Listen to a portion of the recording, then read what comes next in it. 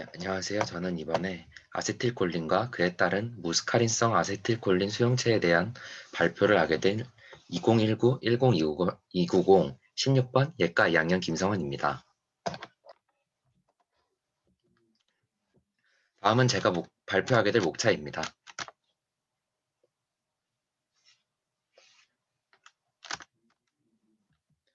먼저 발표를 하기 전에 무스카린성 아세틸콜린이 우리 체내에서 어디 존재하는지 알아보아야 합니다. 무스카린성 아세틸콜린이 존재하는 위치는 크게 체내에서 PNS와 CNS로 나눌 수 있습니다. PNS에는 가장 대표적으로 신경절 후 부교감 신경에 분포한 자율작동세포, 자율신경절, 그리고 혈관 내피세포와 같은 역설적으로 콜린성 신경 분포가 없거나 또는 거의 가지고 있지 않은 세포에 위치합니다. 한편 CNS에서는 해마, 피질, 그리고 시등 등이 높은 농도의 시상 등이 높은 농도의 무스카린성 아세틸콜린 수용체를 가지고 있습니다. 다음은 아세틸콜린의 특징에 대하여 조금 알아보겠습니다. 아세틸콜린의 특징은 우선 체계적인 치료적 접근이 어렵다는 것입니다. 이는 아세틸콜린의 확산성, 그리고 아세틸콜린 에스터레이스와 플라즈마 부티닐 콜리네스테라아제에 의하여 촉매되는 가수분해되는 특징 때문입니다. 또한 무스카린성 작용제는 아세틸콜린과 유사한 효과를 나타내는데 아세틸콜린과 효과는 유사하면서 더 오래 작용한다고 합니다. 아세틸콜린은 거의 모든 영역에서 발견될 수 있지만 4차 암모늄 화합물이라는 성질 때문에 CNS로의 침투가 제한될 뿐만 아니라 플라즈마 부티닐 콜리네스테라제의 가수 분해로 인하여 저혈류 상태로 말초 부위에 도달하는 아세틸콜린의 양이 제한된다고 합니다. 이번에는 아세틸콜린이 발견될 수 있는 콜린 작동성 시냅스가 우리의 체내에서 어디에서 발견될 수 있는지 한번 알아보겠습니다. 우리 체내에서 발견되는 콜린 작동성 시냅스는 크게 네 가지 부위로 나눌 수 있는데요. 우선 첫 번째로 콜린 작동성 시냅스는 신경절 후 부교감 신경이 분포된 자율 작동세포에서 발견될 수 있으며 또한 교감신경, 부교감신경의 신경절과 아드레날 메듈라, 즉 부신 수질에서도 발견될 수 있습니다. 체성 운동신경에 위치한 골격근의 운동신경 종판과 CNS의 몇몇 시냅스들 역시 콜린 작동성 시냅스가 발견되는 대표적인 장소입니다. 네, 이 그림은 무스카린성 수용체에서 일어나는 반응들을 간단하게 그림으로 나타낸 사진입니다. 그림에서 보시면은 무스카린성 수용체의 종류는 크게 M1에서 M5까지 5가지 종류가 존재하며 이를 매개하는 보조 물질들 역시 여러 존재함을 알 수 있습니다. 무스카린성 수용체는 아, 네. 무스카린성 수용체는 체내 기관과 CNS 세포들의 반응으로 무스카린성 수용체에 관한 분석을 과거에 진행하였으며 또한 무스카린성 수용체에 대한 분자적 클로닝을 통하여 5가지의 무스카린성 수용체가 존재하는 것을 발견하였습니다. 네, 이번에는 발견한 알려진 5가지의 무스카린성 수용체에 대해 알아보겠습니다. 우선 현재까지 알려진 무스카린성 수용체는 GPCR, 즉 G 단백질로 이루어진 수용체입니다. 5가지의 무스카린성 수용체는 크게 2가지 종류로 나눌 수 있습니다. M1, M3, M5 수용체와 M2, M4 수용체로 분류할 수 있는데요. 그 중에서 우선 M1, M3, M5 수용체의 활성화 기전은 제일 첫 번째로 GQ-PLC 경로가 활성화되면 이는 폴리포스포이노시타이드의 가수분해와 세포 내로의 칼슘 이온의 이동을 촉진하는데 이를 통하여 칼슘 이온을 매개한 다양한 반응을 이끌어낼 수 있습니다. 한편 M2와 M4 무스카린성 수용체는 아데닐릴 사이클레이즈를 억제하고 특정 이온의 채널을 그들의 G 단백질을 이용하는 방식으로 그들의 G 단백질을 이용하는 방식으로 작동합니다. 이번에는 5가지의 무스카린성 수용체 서브타입들의 몇 가지 특징에 대하여 알아보겠습니다. 우선 이들은 주로 CNS와 말초 조직 모두에 분포하며 우리 체내에 존재하는 대부분의 세포들은 적어도 2가지 이상의 서브타입 무스카린성 수용체를 가집니다. 그러하기 때문에 각 서브타입에 대한 특정 작용제와 기량제의 부재는 특정 서브타입의 역할을 분석하는 데 어려움을 겪는 주된 이유이기도 합니다. 최근에는 G를 사용하여 각 종류의 서브타입에 대한 무스카린성 수용체에 대한 연구를 진행하기도 하였습니다. 이 실험에서는 여러 무스카린성 수용체 서브타입이 특정 무스카린성 반응에 영향을 주는 것을 발견하였습니다. 그 예시로는 콜레스테롤 기관지 수축, 침 분비, 동공 수축, 방광 수축의 손상은 적어도 하나의 리셉터 서브타입의 그런 방광 수축의 손상은 적어도 하나의 리셉터 서브타입의 손상을 요구하는 것으로 나타났습니다. 최근의 엑스레이 크리스탈로그래픽 연구는 무스카린성 작용제와 기량제가 결합하는 클래시컬 바인딩 사이트 또는 오르토스테릭 바인딩 사이트는 무스카린성 수용체 종류에 따라 보존되어 있는 것을 확인하였습니다.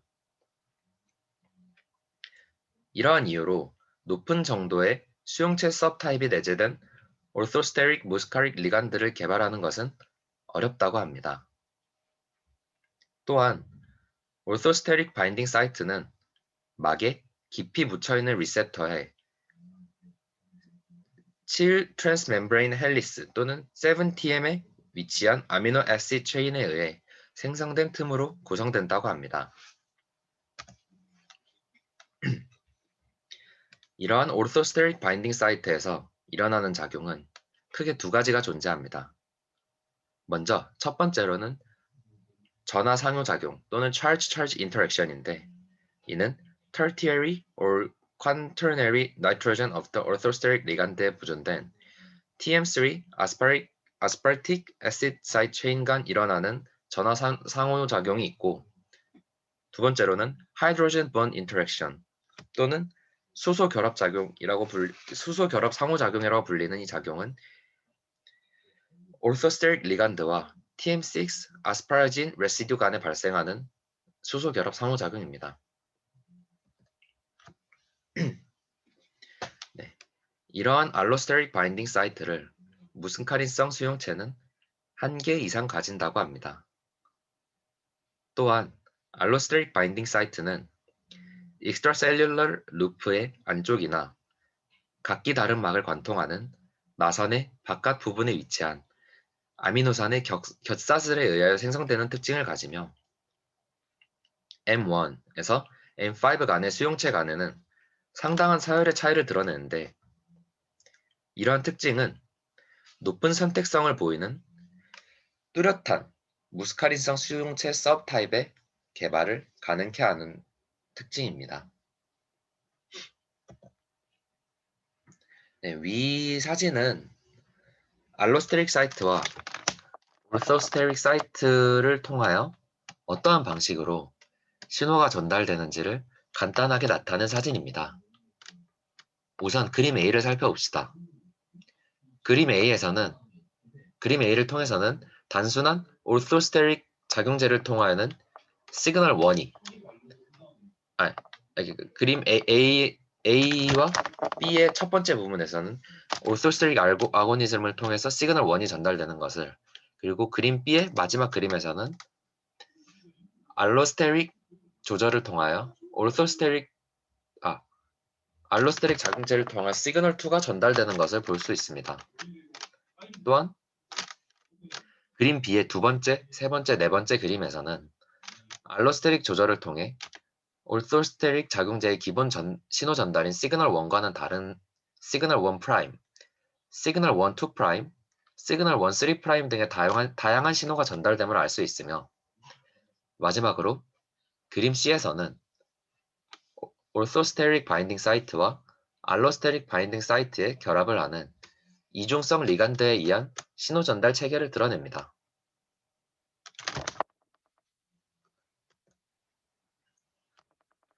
이러한 orthosteric muscarinic 리가멘트의 친화력이나 효능을 변화시킴으로써 우리는 여러 약물학적 효과를 기대할 수 있습니다.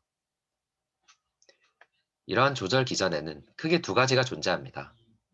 첫 번째로는 PAMS 또는 Positive Allosteric Modulator라고 불리는 이 PAMS는 orthosteric activity를 증가시킴으로써 우리가 원하는 약물학적 효과를 얻는 것이고, 반대로 PAMS와는 반대되는 NAMS는 또는 Negative Allosteric Modulator라고 불리는 이러한 NAMS는 orthosteric activity를 억제시킴으로써 우리가 원하는 효과를 얻는 것입니다. 그러나 항상 이러한 구분들이 명확하게 구분지어지는 것은 아니라고 합니다.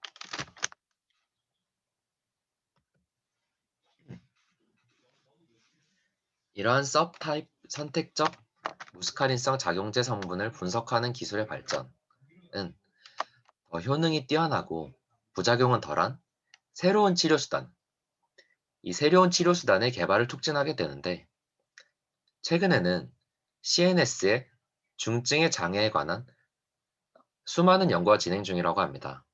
이러한 CNS 중증 장애의 예시로는 알츠하이머병 또는 스키조프레니아, 정신분열병 등이 있다고 합니다.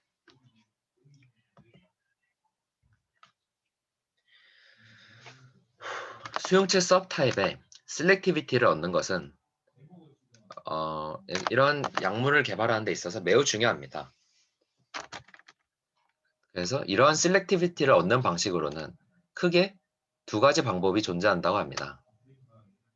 먼저 무스카리닉 PAMS에 결합하는 장소는 orthosteric binding crevice, 바로 위쪽에 위치하는데, 이때 PAM 무스카리닉 리셉터 컴플렉스의 구조는 결합된 PAM이 수용체로부터 결합된 orthosteric의 작용제로부터 분리되는 것을 방해합니다.